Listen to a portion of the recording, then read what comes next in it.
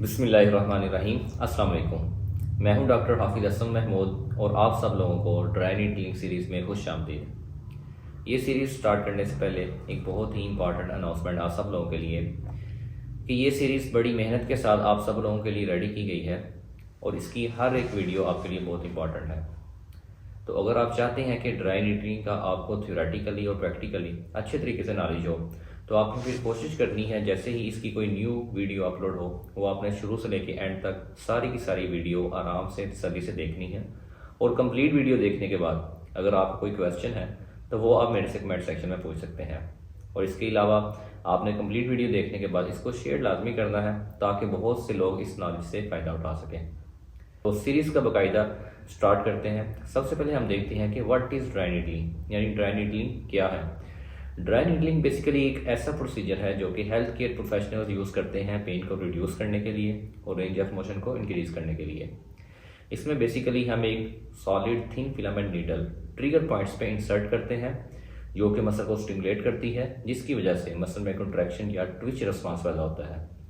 इस रिस्पांस के बाद मसल में पेन कम हो जाती है और रेंज ऑफ मोशन इंक्रीज हो जाती है। ड्राई नीडलिंग को ट्रिगर पॉइंट्स ड्राई नीडलिंग भी कहा जाता है और इसके अलावा इंट्रामस्कुलर स्टिमुलेशन भी कहा जाता है। अगर बात की जाए कि ड्राई नीडलिंग को ड्राई नीडलिंग क्यों कहा जाता है, तो इसको हम इस वजह से ड्राई नीडलिंग कहते हैं क्योंकि ना तो हम इसमें कोई फ्लूइड को इंजेक्ट करते हैं और ना ही हम कोई फ्लूइड ड्रा करते हैं, बल्कि सिंपल इसमें हम एक थिन सॉलिड फिलामेंट नीडल को इंसर्ट करते हैं ट्रिगर पॉइंट्स पे। तो इस वजह से हम इसे ड्राई नीडलिंग कहते हैं।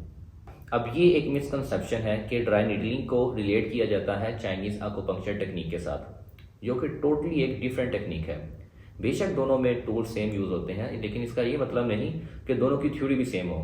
लाइक एक सर्जन और एक कसाई, दोनों के टूल्स तो सेम हैं, लेकिन उनका ये मतलब नहीं कि दोनों का काम भी सेम हो।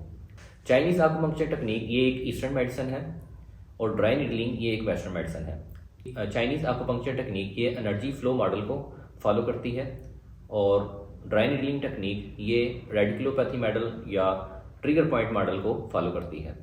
अकॉर्डिंग टू चाइनीज़ हमारी बॉडी में 2000 आकुपंक्चर पॉइंट्स होते हैं जो कि मिल के डिफरेंट पाथवेज बनाते हैं या मेरिडियंस बनाते हैं, और इन मेरिडियंस में एनर्जी फ्लो करती है जो कि हमारी हेल्थ को मेंटेन रखती है।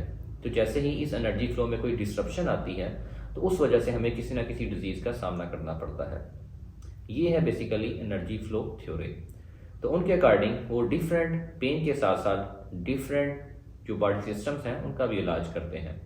लेकिन जो ड्राई नीडलिंग है ये फॉलो करती है रेडिकुलोपैथी मॉडल या ट्रिगर पॉइंट मॉडल को, जिसमें हम डायरेक्टली या तो जो सोर्स ऑफ पेन है उसको ट्रीट करते हैं या तो हम डायरेक्टली ट्रिगर पॉइंट्स पे ड्राई नीडल को इंसर्ट करते हैं। ड्राई नीडलिंग सीरीज की अगर हिस्ट्री की बात की जाए तो ये कंसेप्ट बेसिकली स्टार्ट हुआ एक इंजेक्टिंग टेक्निक के जरिए। 1942 में डॉक्टर जनरल ट्रेवल और उसके कुलीग ने एक इंजेक्टिंग टेक्निक इंट्रोड्यूस कराई। उसमें वो different substances like corticosteroids, answers, analgesic substances ये इंजेक्ट करते थे डायरेक्टली ट्रिगर पॉइंट्स पे, जिससे पेशेंट की पेन रिलीफ हो जाती थी। लेकिन 1979 में एक चेक फिजिशियन कैरल लेविट ने एक रिसर्च की। उस रिसर्च में उसने बताया कि हम अगर ट्रिगर पॉइंट को मैकेनिकल स्टिमुलेट करते हैं किसी नीडल के साथ, उसकी वजह से पेशेंट की पेन काफ़ी हद तक रिड्यूस हो जाती है।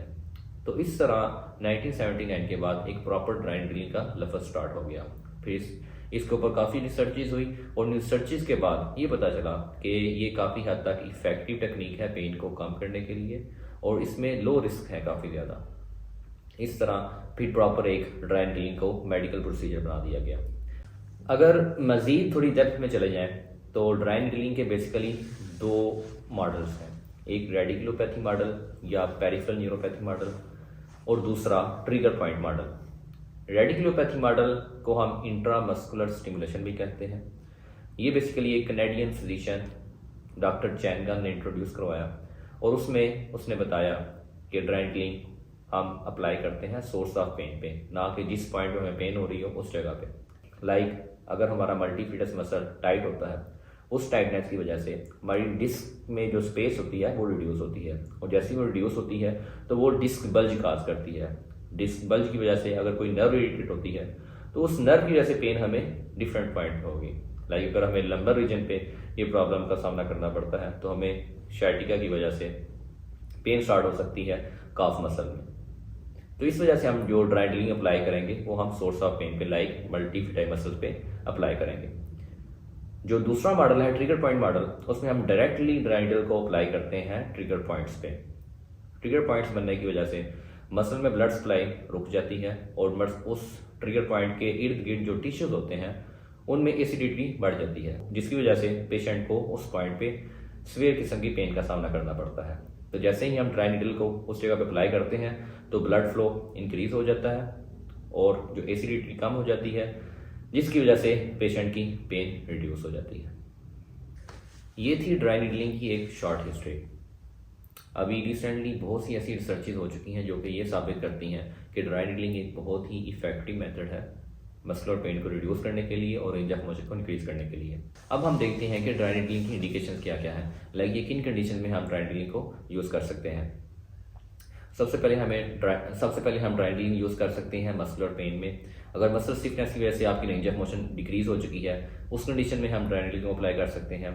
हम अप्लाई कर सकते हैं डिस्क इश्यूज़ में, हम अप्लाई कर सकते हैं स्पाइनल इश्यूज़ में, और उसके अलावा हम माइग्रेन्स में, हेडेक्स में अप्लाई कर सकते हैं, और इसके अलावा हमें कोई जॉइंट इश्यूज़ हैं उनमें हम ड्राई नीडलिंग को अप्लाई कर सकते हैं। टेंडनाइटिस में हम ड्राई नीडलिंग को अप्लाई कर सकते हैं।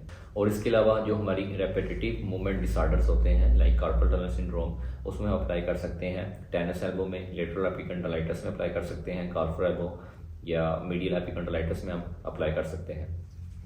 अगर ड्राई नीडलिंग की कंट्रा इंडिकेशंस की बात की जाए, यानी हम किन कंडीशन में ड्राई नीडलिंग को अप्लाई नहीं कर सकते, तो उनमें अगर पेशेंट को नीडल फोबिया है तो फिर हम ड्राई नीडलिंग अप्लाई नहीं करेंगे, और पेशेंट अनविलिंग है, वो कोई प्रॉपर कंसेंट साइन नहीं कर रहा, तो फिर भी हम ड्राई नीडलिंग अप्लाई नहीं करेंगे। पेशेंट को किसी मेटल चीज़ से एलर्जी है या लेटेक्स ग्लव से एलर्जी है, फिर हम ड्राई नीडलिंग अप्लाई नहीं करेंगे। उसके अलावा पेशेंट को अगर पेशेंट एंटीकोएगुलेंट थेरेपी यूज़ कर रहा है तो फिर भी हम ड्राई नीडलिंग अप्लाई नहीं करेंगे। इसके अलावा अगर पेशेंट ने कोई इलेक्ट्रिकल डिवाइसेस इम्प्लांट करवाई हुई हैं तो उस कंडीशन में भी हम ड्राई नीडलिंग जो इलेक्ट्रिकल डिवाइसेस हैं उनके नज़दीक बिल्कुल अप्लाई नहीं करेंगे। और इसके अलावा पेशेंट को अगर वास्कुलर डिजीज़ हैं उस कंडीशन में भी हम ड्राई नीडलिंग नहीं अप्लाई करेंगे। और उसके अलावा चिल्ड्रन में और एपिलेप्सी के पेशेंट्स में भी हम ड्राई नीडलिंग अप्लाई नहीं करेंगे।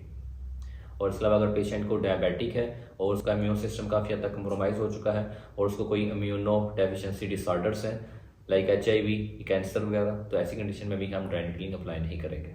इस वीडियो में मैंने आपको बताया है कि ड्राई नीडलिंग क्या होती है, ड्राई नीडलिंग की हिस्ट्री क्या है और ड्राई नीडलिंग की इंडिकेशंस और कंट्राइंडिकेशंस क्या है। अब नेक्स्ट वीडियो में हम देखेंगे कि ट्रिगर पॉइंट्स क्या होते हैं और ड्राई नीडलिंग का बेसिकली मैकेनिज्म ऑफ एक्शन क्या है। उम्मीद करता हूँ ये वीडियो देखने के बाद आपको काफ़ी हद तक जो ड्राई नीडलिंग का मेन कंसेप्ट है वो समझ आ चुका होगा कि ड्राई नीडलिंग क्या है और इसकी हिस्ट्री क्या है बेसिकली। अगर आपका इस वीडियो में कोई क्वेश्चन है तो वो आप मेरे से कमेंट सेक्शन में पूछ सकते हैं। इसी के साथ मुझे इजाज़त दीजिए, एक नेक्स्ट वीडियो के साथ फिर से मुलाकात होगी। अल्लाह हाफिज़।